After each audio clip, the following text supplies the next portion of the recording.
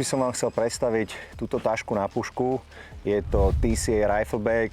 Vyrobili sme ho v spolupráci s českou firmou Phoenix Protector. V minulosti, keď bola diera na trhu po puškových begoch, tak sme sa rozhodli, že si navrhneme niečo vlastné. Páčila sa nám tá spolupráca, že nám dali priestor na to. Zamysleli sme sa nad tým, pretože mali sme veľa tašiek, na ktorých nám všeličo nevyhovovalo a nebolo to dokonalé.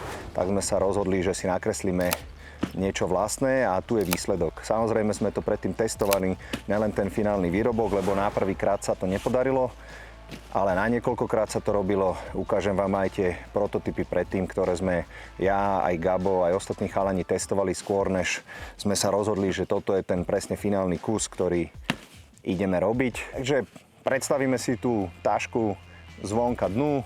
Je to kvalitná kordura, materiál.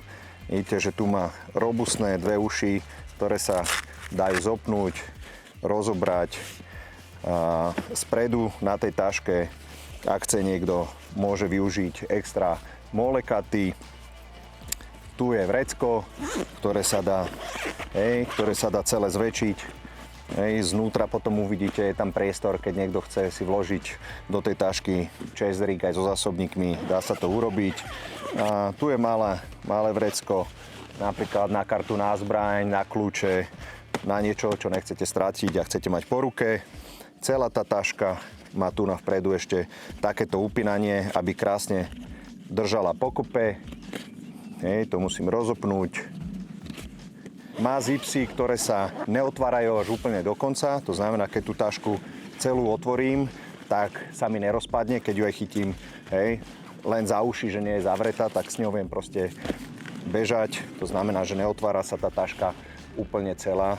Nikdy nebude s ňou, že by vám z nej tie veci vypadli. A na tej zadnej strane tá taška má ucho, odkiaľ viete vybrať popruhy. To znamená, dá sa nosiť v ruke, dá sa nosiť aj na chrbte. Tie popruhy sa tu jednoducho na kovových prackách zapnú na to, aby ste ich mali. Dotiahnete si ich ako potrebujete a viete s tou taškou, viete ju niesť na chrbte.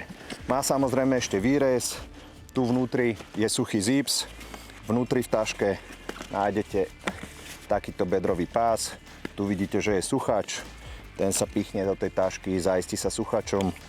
Viem mať aj bedrový pás, keby som s tou taškou potreboval prekonávať nejaký ťažší terén alebo prelezal nejaké prekažky. Tá taška je určená na pomaly všetky druhy pušiek. 14,5 sa do nej zmestí úplne komfortne. Ak by išlo o nejakú 16 alebo 18, tak bude upper a lower treba rozložiť, aby sa to do nej zmestilo. Takže toto je zhruba, ako tá taška vyzerá zvonku. Je tu ešte velcro na nejaký identifikačný znak. To sú tie hlavné featurey, ktoré tá taška zvonku má. Okrem týchto dvoch, ako poviem to, hlavných uší, má taška ešte aj našité jedno tu, jedno ucho tu, jedno ucho tu. Takže je jedno, ako ju vložíte do auta, či takto, alebo takto, ktorou stranou budete chcieť, alebo navrch, alebo takto niekde dozadu. Proste vždycky budete mať nejaké ucho na dosah, aby ste tú tašku mohli jednoducho a pohodlne vybrať. Takže tá taška je primárne určená na dve zbrane, jedna zbraň úplne v pohode, dve zbrane komfortne, v krajnom prípade viete, a má tá taška nosnosť na to, aby unesla aj tri zbrane. Keď ju otvorím, si ukážeme, ako sa to tam všetko pomestí. Takže keď to takto otvorím, vidíte, na jednej strane je celý laser cut s velcrom, na ktorý viete uchytiť si rôzne veci.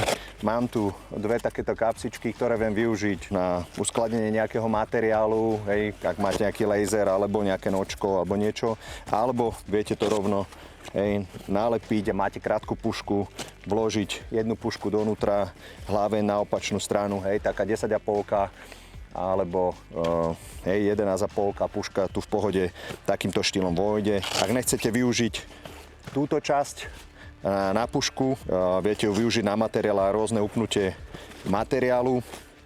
V tej taške máte kopec takýchto uchytiek, ktoré tu viete prichytiť na sucháče, na veľkro a upevniť si materiál, pušku zaistiť vnútri v tej taške. Tá taška je rozdelená na dve časti. Medzi tými dvomi časťami je takáto mäkká poduška, ktorá ich rozdeľuje, aby sa tie zbrane, ak tam máte dve zbrane, neobuchali. Tá je odstraňovateľná, je na sucháčoch dole, to znamená, že viete ju takto rozložiť, po prípade si na ňu uložiť nejaký materiál alebo si na ňu láhnuť niekde, ak potrebujete strieľať. Je to také emergency riešenie, jednoducho viete zase zložiť, zacvaknúť a vložiť zase na sucháče, pripnúť dole. Tu vidíte, že vnútri sú takéto popruhy, ktorými viem toto zahaknúť, prichytiť. To znamená, ak mám zbraň tu vo vnútri, tak je to zaistené, že sa mi to viem to pohodlne rozdeliť, dotiahnuť a mám to prichytené. Viem používať druhú časť tašky na druhú pušku. Zase vidíte, že aj tu je veľkro, na ktoré viem prichytiť nejaký materiál. Po prípade ďalšiu pušku viem prichytiť tu. Tu je vrecko, o ktorom som predtým hovoril, kde sa vám zmestí celý chest rig aj s vecami nahodený. V prípade, ak to potrebujete zväčšiť, celé to vrecko sa zväčšuje ešte takýmto štýlom, takže veľmi hlboké. Ešte to má jednu špeciálnu fičuru, keď toto vyberiem, alebo ani nemusím. Tu dole táto časť, spodok tašky vlastne je zmäkčený, to znamená, keby ste si aj otočili tie zbrane nejakou optikou alebo nejakým citlivým materiálom na puške dole, tak spodok tej tašky, ktorý sa pokladá, je zmäkčený a na jeho spodku sa nachádza takáto zmotaná univerzálna podložka. Tu si viem rozložiť a na nej viem čistiť materiál, zbraň, pušku a tak ďalej. Keď to nepotrebujem, zase si to zmotám a vložím to naspäť do tejto kapsy a slúži mi to vlastne ako ochrana tých mojich citlivých vecí na tej puške. Celá taška, neviem, čo by som na nej ešte zmenil. Ak niečo bude v nejakej dvojkovej verzii, určite. Chcel som vám ešte ukázať, že naozaj používame tie tašky aj my. Tu je nejaký starší model tej tašky a snažili sme sa na nej vylepšovať veci od začiatku. Tu je rozdiel, že to bolo na sucháče. Keď sa tá taška zašpiní alebo sa používa v nejakom prachu, tak už to potom dobre nedržalo, takže sme sa to rozhodli vymeniť, že bude lepšie používať háčiky. Tu vzadu na tej taške sme operovali s takýmto vreckom, kam sa schovávali tie popruhy, ale nebolo to najlepšie riešenie. Mala možnosť nastaviteľného chrbta, od toho sme tiež upustili, to sa nám neosvedčilo. Spredu tu nám boli dva zipsy na tých prototypoch. To sa nám zdalo už príliš. Nechceli sme, keď si tam niekto dá aj karty na zbraň, aby niečo postracal, takže zostal tam jeden zip. Stále sa to dá otvárať, je to otestované a tu vidíte, že práve v tejto taške mám 3 pušky. Tu mám hodenú jednu, druhá je ešte tu zabalená komfortne a tu je ešte tretia zbraň šupnutá, ďalšia a nemusím sa báť, že sa tie zbrane medzi sebou obijú. Takže takto je to tu hodené.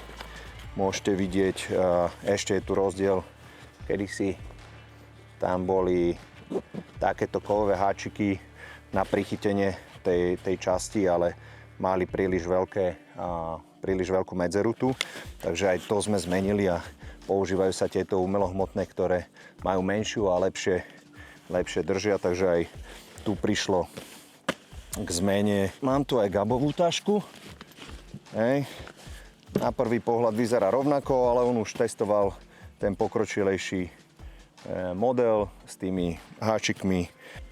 Gabová 14,5 so sklopenou pážbou sa sem celá vojde. Každý krát, keď sa niečo vylepšilo na tej taške a ušiel sa nejaký nový prototyp, tak si ju jeden z nás zobral a testovali sme ju dostatočne dlho na to, aby to bolo tak spravené, univerzálne pre každého. Takže policajt, vojak, obyčajný civil, každý môže využiť túto tašku, jedna zbraň, dve, aj tri v extréme, ak treba.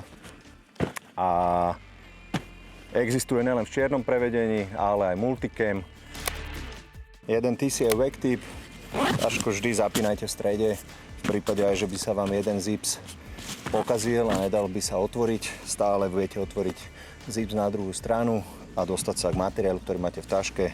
Ak máte druhý TCA Vac Tip, ak máte takéto uchytky na taške, určite ich používajte, doťahujte, takisto spájajte madla, predĺžite tým životnosť zipsov a vlastne tým pádom aj celej tej tašky. Takže ak vám chýba taška, chcete mať kvalitnú tašku, ktorá niečo vydrží, tak tu je nejaká inšpirácia pre vás. Ja vám ďakujem a vidíme sa pri nejakom ďalšom videu, nejakom gear review. Držte sa a vidíme sa na strelnici.